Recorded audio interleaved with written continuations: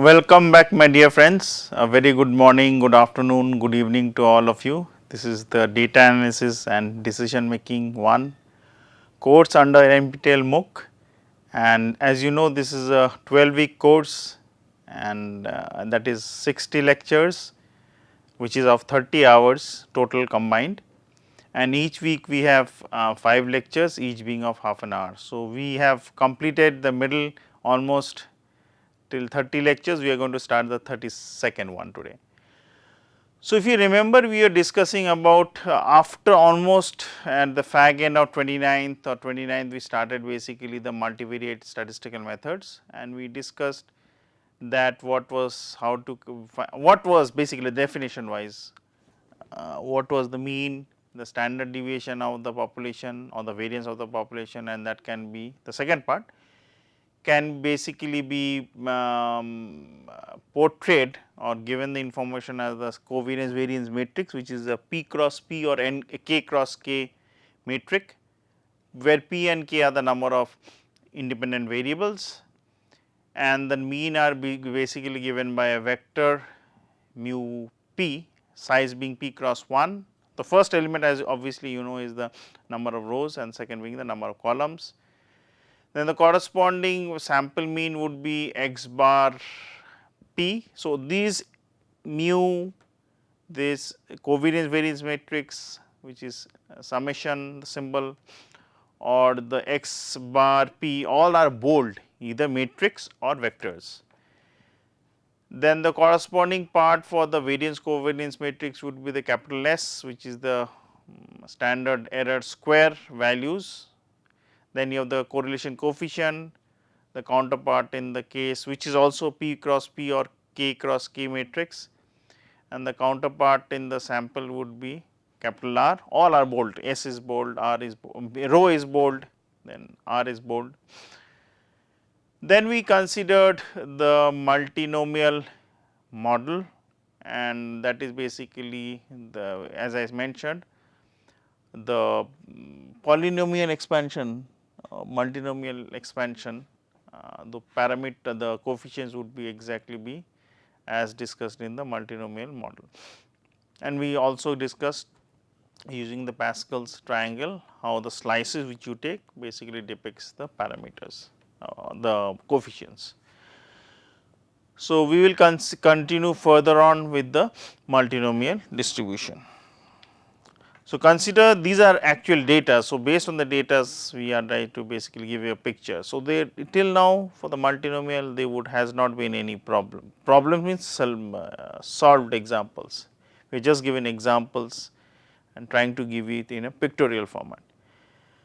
So, consider the use of contraceptive amongst married women in El Salvador in the year 1985, and the data for the same is basically there for a sample of 3165. These are all actual data taken from the net, and the respondents gave their responses accordingly. So, in the first column you have the age. So, for the first group is 15 to 19, then 20 to 24, 25 to 29, 30 34, 35 to 39, 40 to 44, 45 to 49. The second one, basically second, third and fourth one are the respective set of women in that age category who use contraceptive methods, sterilization, or they use other method, or they use none. So, obviously to give an example, if you consider the age bracket 35 to 39, the corresponding values of number of women who use sterilization method, other methods and none is basically 197, 50 and 188, and correspondingly the values are given for each age bracket, and the last column is basically the summation of all the number of women for each age category. So, say for example, for the age category 20 to 24, the total number is 617. So, you have these numbers, and also have a look at the last row, which gives you in each category the total number of women irrespective of the age bracket. For sterilization is 1005, for other method is 489, and for none using any contraceptive method is 1671. So, you will basically try to use this data for the multinomial model.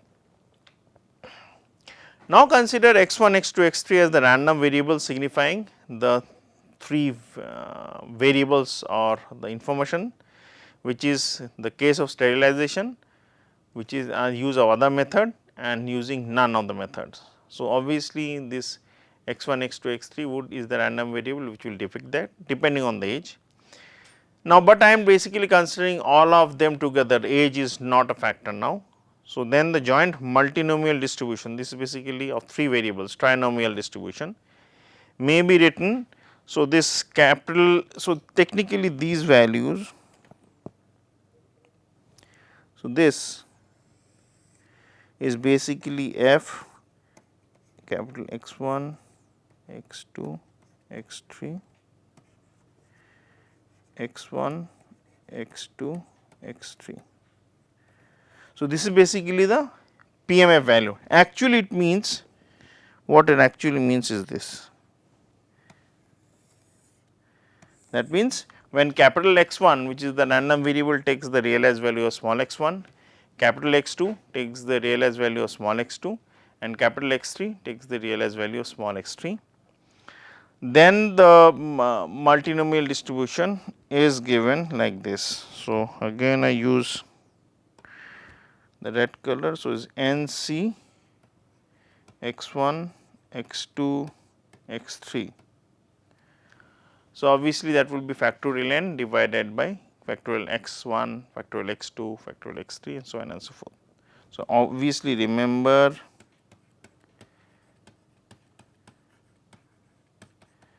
this is important.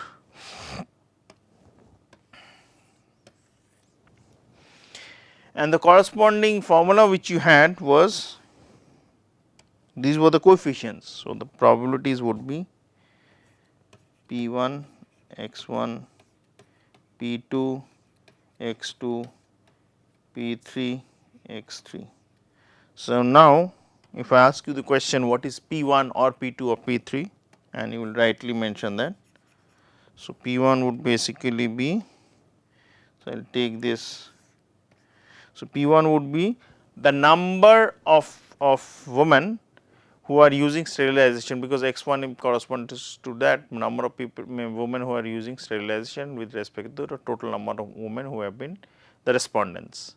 So, that would obviously be 316,165 is the total number. So, it will be 1005 divided by 3165. Similarly, for P2 it will be the number of the ratios or the relative frequency or the chance of the number of women who are using other methods divided by the total number, which is again 489 divided by 3165. And the last value would be corresponding to number of number for the women who are using none of the methods, no sterilization methods. So, that number is relative frequency is 1005 divided by 3165. So, based on that you can find out these values the moment you put x1, x2, x3. Obviously, you should remember this.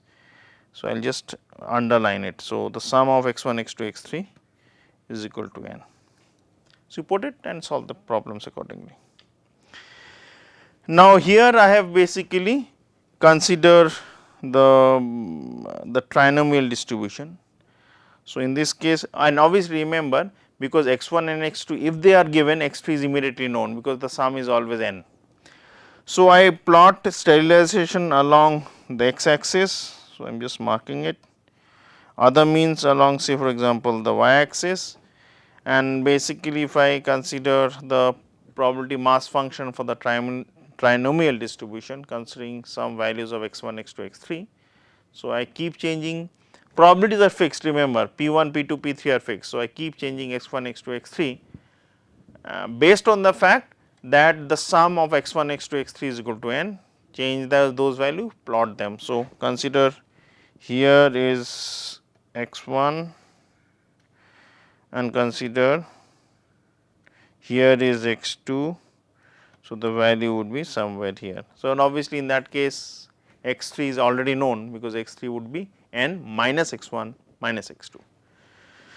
So, similarly, if I consider this phi value for x2, take it along the x axis, I take along say for example phi for x1 along this axis where they meet, this height would be the corresponding PMF, because immediately x1 x2 being known, you have x3 because the sum is n. Sum means x1 plus x2 plus x3. So, there are very simple codes you can utilize in MATLAB or R or whatever, and you will get the informations accordingly. Now, we considered the multinomial multivariate normal distribution. So, of p number of variables or k number of variables. So, we say x suffix p, p mean the number of independent variables. P is now normally distributed with the mean value of mu. So, this is bold, remember, and the variance covariance matrix being given. So, we will say this is a multivariate normal distribution, and the form would be this is the PDF value. So, f x1 to xn, and this actually means the corresponding realized values for the random variable x1 to xp. So, that would be given by the following distribution, and remember, so this is a very simple case. If you remember, the formula looks ominous, threatening, but it is not, because if you do a one-to-one comparison with the univariate case, the information comes out very easily. So, in the univariate case, what you had? You had 1 by 2 pi. So, obviously, here this 2 is corresponding to square root, which is here. Now, why p? Because there are such p number of random variables. So, obviously, p would come because you are multiplying the corresponding probabilities of the PDFs. Now, you had 1 by sigma, which was the standard deviation. So, in this case, sigma would be replaced by the corresponding variance covariance matrix. So, technically I could have written this as, let me erase it.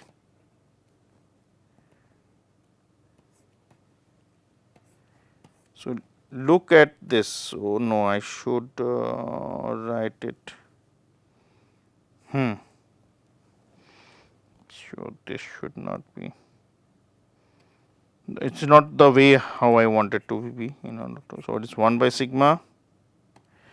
So, sigma goes up, it becomes minus, and y, so minus. So, now if I do it square, so obviously it will be 2. So, in this case I write it as this part only as 1 by 2 pi sigma square to the power minus half, and this we will see again a one-to-one correspondence. Sigma square is what? Sigma square is the variance covariance so called value, because that is in the univariate case is a one value only. Now, if there are two random variables, so the principal diagonal will be the first one, 1 comma 1 would be the covariance of the first, which with itself, which is the variance of the first. The 2 comma 2 would be the covariance of the second with itself, which is sigma square to the power 2, or sigma base 2 to the power 2, because that is the variance of the second. And the off the diagonal element would be sigma 1 2, that means 1 2 number is in the suffix, and sigma 2 1, and they being symmetric. So, in this case you have the variance covariance matrix. So, that is here mod of that, because you have to consider this positive definite, and to the power half, because you are taking it to the numerator, hence half here, divided by 2, because you are taking the square root. So, I will use the highlighter first for the brown. So, this part has some oh my god, so sorry, the color obviously was couldn't be red. So, I will use a lighter color, hopefully it will be possible. Yes. So, this is what I have for this case. Then I try to basically have a set of information here which matches here. Now, in the case of the univariate, so later on you had e to the power minus x minus mu whole square by 2 sigma square.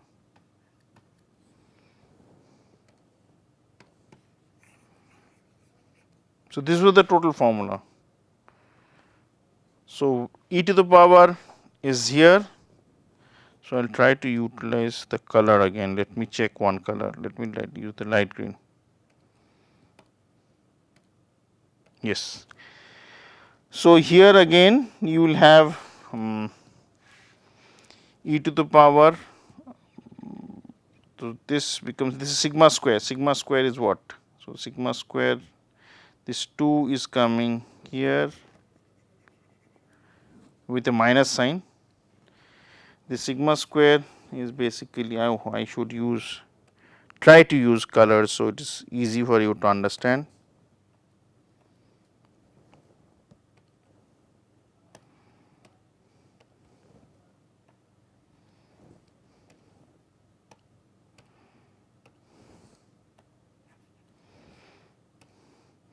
So, let me use dark blue if possible, if it is not too problematic. I am just dotting it, so it does not get problematic. So, this is this part. Now, finally, let me check any other color. Orange is there, yes. So, this is x minus the square value. So, this is the random value minus mean value. This is this. Because why this is a transpose, x minus mu transpose is x minus mu, because they are vectors. So, obviously, you have to take the values accordingly. So, this x is basically the random variables corresponding to the first, second, third, fourth, so on and so forth. Now, as usual, you will have x values ranging from minus infinity to plus infinity. Expected value of x is mu, covariance of x is the variance covariance matrix, and the fact that the covariance variance matrix would always be positive to infinity. So, I will basically erase this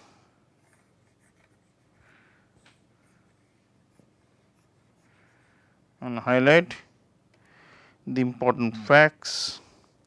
So, this is the covariance of the first with itself, which is the variance. Similarly, covariance of second with itself, with its 2 comma 2 element, till the last one, which is the covariance of pth one with itself, which is the variance of the pth random variable, and of the diagonal element, the sigma 1 p suffix 1 p, which is the covariance of first with p, is equal to the covariance of pth to the 1. So, this is a symmetric matrix.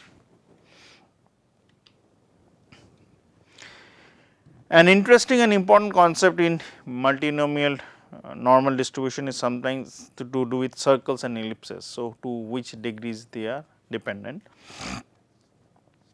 Consider p is now 2. So, in this in case is p is 2, so obviously it will be given by this formula. This is a set formula, you can just expand whatever are given. So, again 2 pi comes, the square root comes, exponential comes, outside minus 1 by 2 is there, this square whole square. So, if you expand it x1 minus mu 1, that matrix into x1 minus x2 into minus mu 2, that matrix if you multiply. So, what I am actually I mean is this. So, in this case you have x minus mu transpose x minus mu. So, here x is of size 2 cross 1, similarly you will have this 2 cross 1 and you continue doing it and find out the value. So, this is the formula given. Now, the case is that we want to basically have the counters coming out in the picture. So, if in counters mean the relationship. So, if I am considering the relationship of the first variable and the second variable and I take slices of. So, multinomial bivariate normal distribution would look like a hillock, symmetric hillock, and if both of them are their correlation coefficients is 0. So, it will be a, if you take slices, it would be a circle. and if they are positive related, correlated, negative correlated, they would be then in the first and the fourth, or the second and the first and the third and the second and the fourth quadrant. So, this is what is being highlighted. So, if I have the bivariate normal distribution, rho 1 2 or rho 2 1 is 0. So, they are symmetric, and if the hillock means basically you are looking from the top view. So, the concentric circles would be there, more concentration of the values on the data point near the central line, if you basically put a vertical line down from where I am looking. So, the points are concentrated, and but in general the relationship between random variable 1 and random variable 2 would be such that the correlation coefficient does not exist. If it does not exist, obviously it means the covariance variance matrix would have only the principal diagonals. Of the diagonal elements are not there because the values are technically 0, but obviously variance of first, variance of second would remain. Similarly, the counter would look for the case when the positive negative correlations are considered accordingly. So, obviously you can imagine in a 3 dimension, 4 dimension, 5 dimension, they would be spheres, hyperspheres, ellipse, hyperellipse, and so on. And so, these are ellipses with a major and minor axis accordingly, and they would be ellipses. You can basically visualize how they would basically look like. Is this slice is, say for example, you are considering the game of rugby. So, this is an elongated ball. So, if you take slices, principal diagonal, principal axis and the major axis and minor axis. Major axis would be the one for which the variance is higher, minor axis being the case where the variance is low, and it can be reversed. Major becomes minor, minor becomes major. Now, if you remember, we have considered the T distribution, and that was for the univariate case. So, the T distribution which we will consider now is the joint probability distribution function for the multivariate student T, and the standard form is given by the same formula, but we are just extending it to the multivariate case. So, here we will consider this value of so called V is the degrees of freedom. So, there you had n. So, these degrees of freedom, and where y has V degrees of freedom is a univariate T distribution, and each of them are univariate, y1, y2, y3 are univariate T distributions, and you remember that how we have obtained the T distribution. So, you can basically normalize them. So, you are normalizing xi or xj, which is the standard normal, divided by the s, which is the standard error, that s dash and s concept, divided by the square root of the degrees of freedom. And this is the, which if you remember, this s dash and s. So, let me highlight, yes. So, this n minus 1 is coming, these values are there. So, here the population mean is not known. So, here remember x1 to xp have a joint standard multi-normal distribution. So, x1 is normal, x2 is normal, x3 is normal till xp is normal. So, once you combine them, you will find out that they are multinomial normal distribution. We will, for a multinormal distribution, we will consider here in such a case that the expected values of x is 0 in the standard case, because it is a standard multinomial distribution. Obviously, the mean value would be 0 and the variance would obviously, remember, for each would be 1, and corresponding to the fact you will have the variance covariance matrix depending on the correlation for each and every element I to j, j to I, all these things. The covariance of x would be given by the matrix R, which is the correlation coefficient matrix, and in this case you will find out S, not S dash or S star, because in that case the mean values are known, in this case the mean values are not known. So, you will use S without the dash, and that would basically be, so this should be square, my apologies, should be square. So, that will be 1 by n minus 1 depending on the degrees of freedom. summation of all the squared values of the difference between the realized values and the mean value. Now, we will discuss something to do with the Copula function, and here I will again come back to the Copula function later on. So, let me give you a very brief background, even though statistically it may not be adequate considering the whole set of information I would like to pass it on to you. So, consider the covariance. So, in the covariance function, if you consider, the covariance function actually looks like this.